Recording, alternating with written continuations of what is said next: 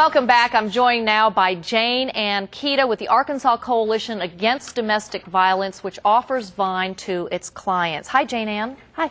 All right, tell us about the work you do with victims of domestic violence. Well, a main thing that we do is coordinate services for across the state. We work for education and awareness.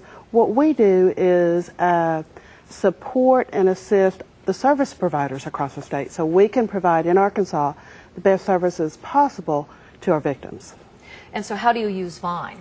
What we do with VINE is we had the opportunity to train all the domestic violence advocates across the state when they first began working at a shelter. And what we do is teach them what VINE is and what information to be able to give to the victims so the victims are aware of the program and how to use it. We also have a link for VINE on our website. Okay.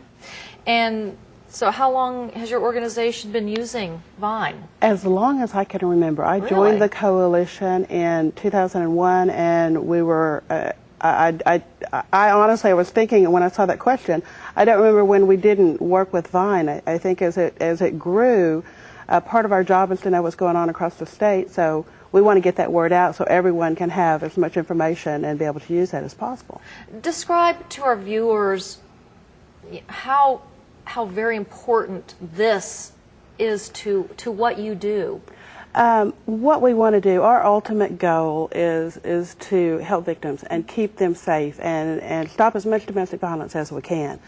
What we can do with VINE is we give the victims the opportunity to be well informed.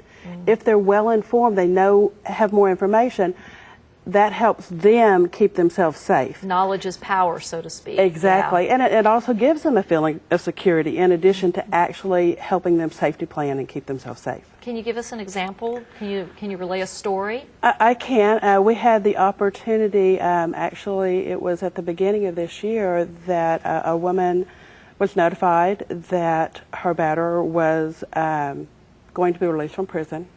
He is a very dangerous individual. She's lucky to be alive. And how much notice are victims typically given that the perpetrator is going to She actually, she was one who kept very close contact and watched because she needed to. So we actually had a few months to be able to relocate her. Is that typical?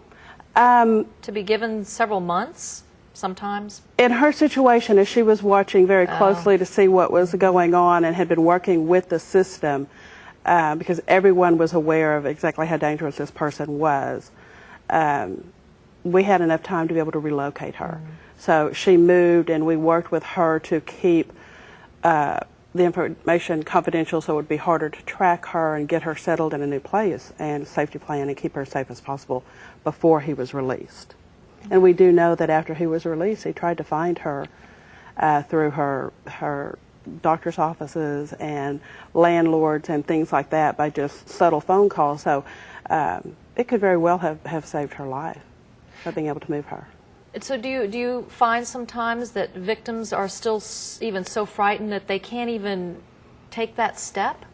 Yes, and that's why it's so important for the advocates and all of those people who work with the victims to understand the program and be able to assist victims. And encourage them and help them to take that step. This is how simple it is. It's not difficult. It is confidential. And these are all the things it can do for you. So it's very important to have those people well informed so they can make it easier for the victims. All right.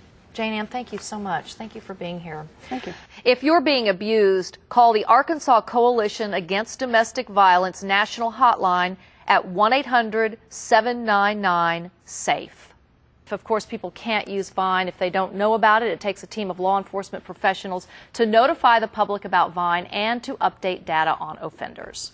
After someone is arrested, there's a protocol that most law enforcement agencies follow, including here at the Cleburne County Detention Center. Officers first pat the suspect down and remove their personal belongings. Then they take the step that may be the most important to crime victims. Then we start gathering the information that's so important for the VINE system.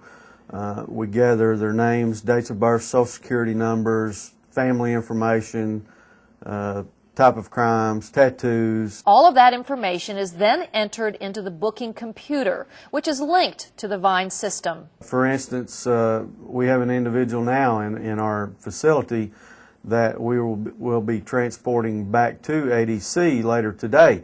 And if you went into the Vine system now and you type that individual's name in there, you would see that we picked that individual up from the Arkansas Department of Corrections and brought him here for a court date, and that he is in our facility currently. Sheriff Moss says he also encourages his deputies to tell crime victims about Vine. We hand out flyers and little cards to victims of crime to let them know that there is help out there. And this kind of empowers the victim. It lets them know what's going on.